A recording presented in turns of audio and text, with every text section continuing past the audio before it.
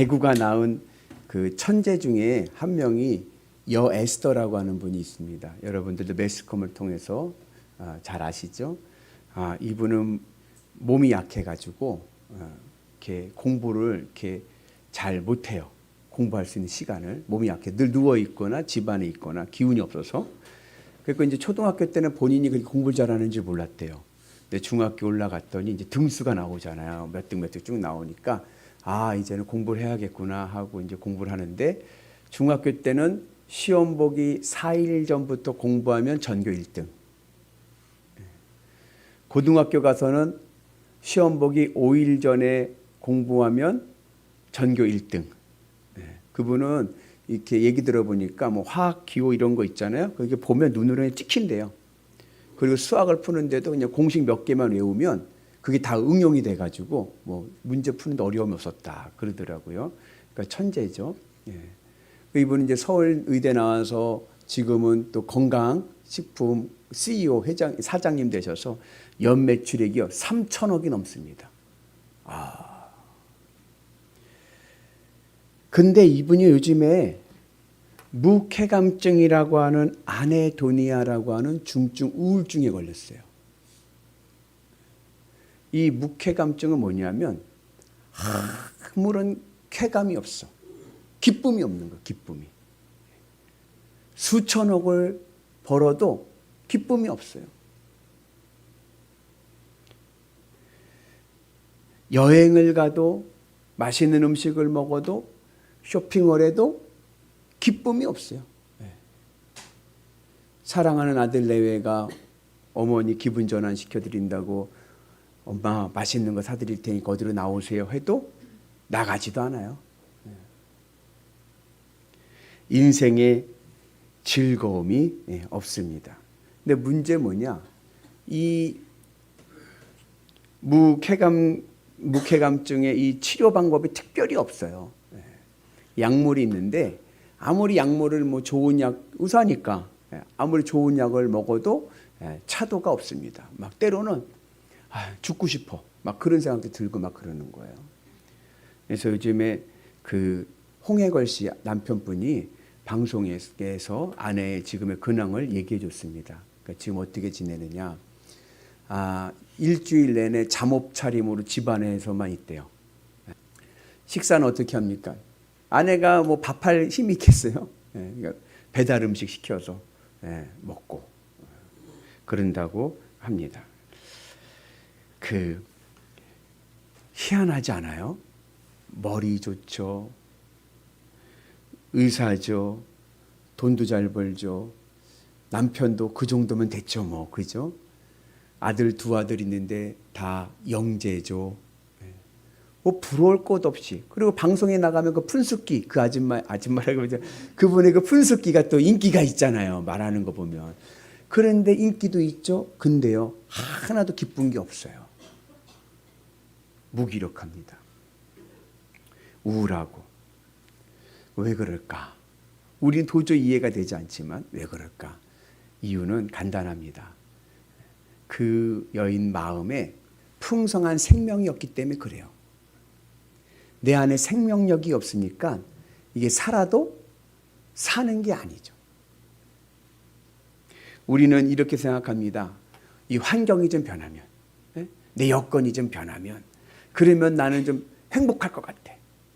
돈만 있으면, 경제적인 어려움 속에 있으니까 돈만 있으면 행복할 것 같고 기쁠 것 같아. 우리는 환경과 여건과 조건을 바꾸면 행복할 것 같습니다. 절대로 안 그렇습니다. 인간은 환경의 변화로 기쁨이 오는 것이 아니라 존재의 변화로 기쁨을 얻습니다. 내 존재가 바뀌어야 되는 거예요. 근데 문제는 뭐냐면 내 이 존재가 어떻게 바뀌느냐? 이 세상의 것으로는 바뀌어지지가 않는 거예요. 이 땅에서 땅의 것을 바라보고 땅의 소망을 들어가는 이 존재가 이제는 변화돼서 하늘을 바라볼 줄 알고 하늘의 은혜 가운데 살아가는 하나님의 자녀의 존재가 되어야 되는데 이 세상 것으로는 될 수가 없습니다. 그래서 예수님이 오셨습니다. 그것을 사도 요한은 헬라 사람, 그 당시에 헬라 사람들의 그 내용 안에서, 사고 안에서 얘기하기 위해서 뭐예요? 이 세상의 우주의 원리인 로고스, 이 세상을 움직이는 그 로고스 말씀이 육신이 되어 오셨다. 그가 누굽니까? 그가 예수 그리스도. 하늘 하나님께서 우리의 육신을 입고 이 땅에 오셨다. 왜 오셨습니까? 예수님이 도대체 왜 오셨습니까? 나를 사랑하시기 때문에. 여러분 사랑해 보셨죠? 사랑을 하면 어때요? 사랑하면요 함께 하고 싶어요. 맞죠? 사랑하면요 함께 있고 싶어요. 그리고 어때요? 같이 붙어 있고 싶어요. 그래서 좀 지나면 어때요? 그러면요 손을 잡고 싶어요. 첫 손잡은 날을 기억하시나요? 온몸에 전기가 찌르도죠. 그리고 같은 공간에서 같은 공기를 마시며 호흡하고 싶습니다. 같이. 그래서 뭐예요? 그래서 결혼을 하죠. 같이 자고 같이 먹고 같이 호흡하고 그러한 은혜 안에서 행복하게 살기를 원합니다. 예수님이 나를 얼마나 사랑하시는지 나를 찾아오신 겁니다. 그 예수님의 이 성육신의 사랑을 키에르케고르라고 하는 철학자가 이러한 이야기로 비유했습니다. 한 제국의 왕이 있어요. 이 왕은 절대 권력입니다. 제국이란 의미는 여러 나라들을 이미 점령했다는 거예요. 작은 나라의 왕이 아니라 한 제국의 왕이 있습니다. 근데 이 왕이 하루는 어디 길을 가다가 시골 처녀에게 마음이 꽂혔어. 시골 처녀를 사랑하게 됐어. 그 왕궁에 와서 고민을 합니다. 내가 그 시골 처녀를 잊을 수가 없는 거야. 너무 사랑해서. 그러니까 신하들이 뭐라 그러냐면 폐하 뭘 걱정합니까? 그냥 데리고 오면 되는데 왕이니까. 그잖아요? 그냥 보쌈하면 되지 뭐 권력으로. 누가 뭐라고 하겠어요? 저 시골 보잘것없는 처자를 데리고 와서 그냥 살면 됩니다. 왕이 그런 강압적인 권력으로 사랑을 강요하는 것은 진정한 사랑이 아니다. 나는 그 여인과 진정한 사랑을 하고 싶다. 그러면요 폐하 간단합니다. 그녀의 마음을 사면 됩니다. 재물을 가지고 금은보화를 가지고 그녀에게 탁 갖다 명품 가방에 다이아몬드에 금목걸이에 그냥 엄청난 물질을 공세를 해가지고 그녀의 마음을 사면 되죠. 그랬어요. 그랬더니 왕이 그것도 진정한 사랑은 아니다. 그러면서 이 왕이 고민에 빠졌습니다. 내가 이 여인을 정말 아무 조건 없이 그냥 마음을 열고 서로 사랑할 수 있는 방법이 뭘까? 고민하다가 찾은 방법이 뭐냐면 내 이 왕권을 내려놔야겠구나. 여러분 왕권입니까? 사랑입니까? 권력입니까? 사랑입니까? 돈입니까? 사랑입니까? 이 왕이 이 왕권을 포기했어요. 그리고 평민이 돼서 그 시골 찾아가 사는 그 마을에서 삽니다. 강요하지 않습니다. 그냥 자연스럽게 그녀의 마음이 열릴 때까지 기다리면서 그러면서 그 여인의 마음이 열리게 되고 그리고 서로 사랑하게 되고 결혼하게 됩니다. 여러분 왕권을 포기하고 시골 처자와 결혼하는 것 대단한 희생이죠. 근데 얼마나 사랑했으면 그죠? 얼마나 사랑했으면 그렇게까지 할까? 예수님의 사랑은요 그보다 더합니다. 나를 얼마나 사랑하면 하늘 하나님께서 이 땅에 오셨을까? 왕은요 그래도 처자와 같은 공통 분모가 있어요. 그게 뭐예요? 같은 인간이야 인간.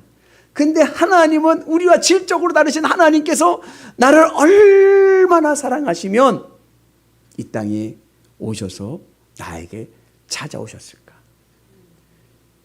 그래서 키에르케고르가 예수님의 성육신의 사건에 이 사랑을 뭐라고 얘기하냐면 예수님의 사랑은 강요하는 사랑이 아니라 자유로운 사랑의 초대이다. 우리가 마음을 열 때까지 예수님은 기다리십니다. 그 요한계시록이 보면은 나오죠. 볼지어다 내가 문 밖에서 보여 문을 두드리노니. 그 성화 같은데 그림 보시면요, 예수님께서 그 등을 하나 들고 문을 이렇게 두둥기셔요, 그죠? 근데 그 문을 가만히 보면요, 특징이 있습니다. 그건 뭐냐면요, 문고리, 문 손잡이가 없어요.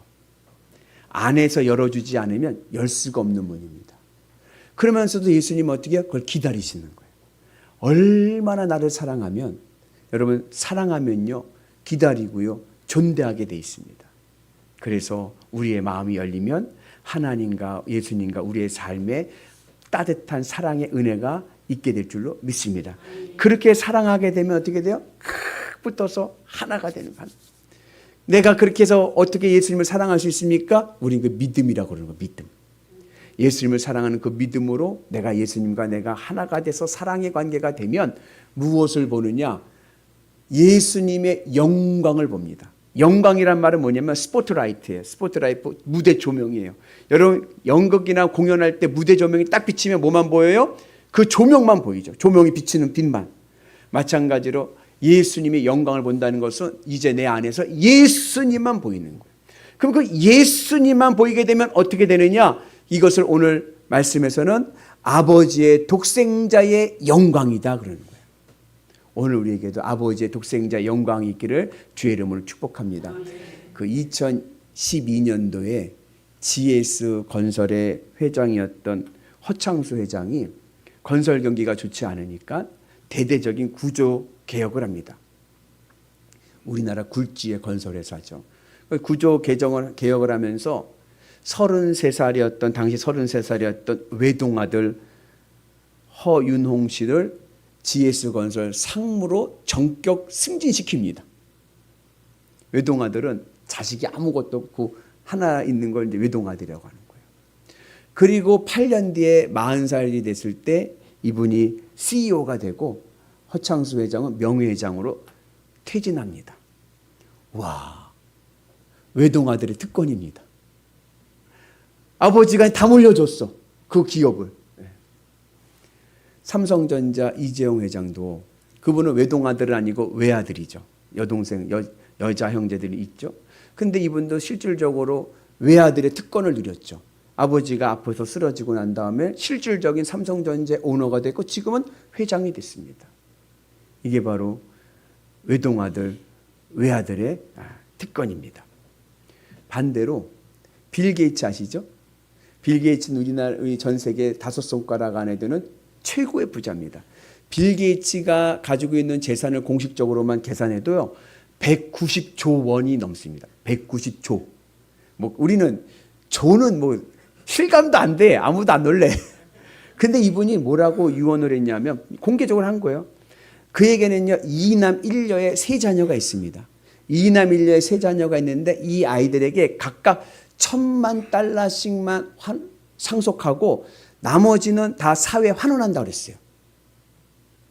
목사님, $10,000,000면 우리나라 돈으로 135억인데 그 정도는 많이 주는 거 아닌가요? 우리 눈에서 많이 주는 거죠.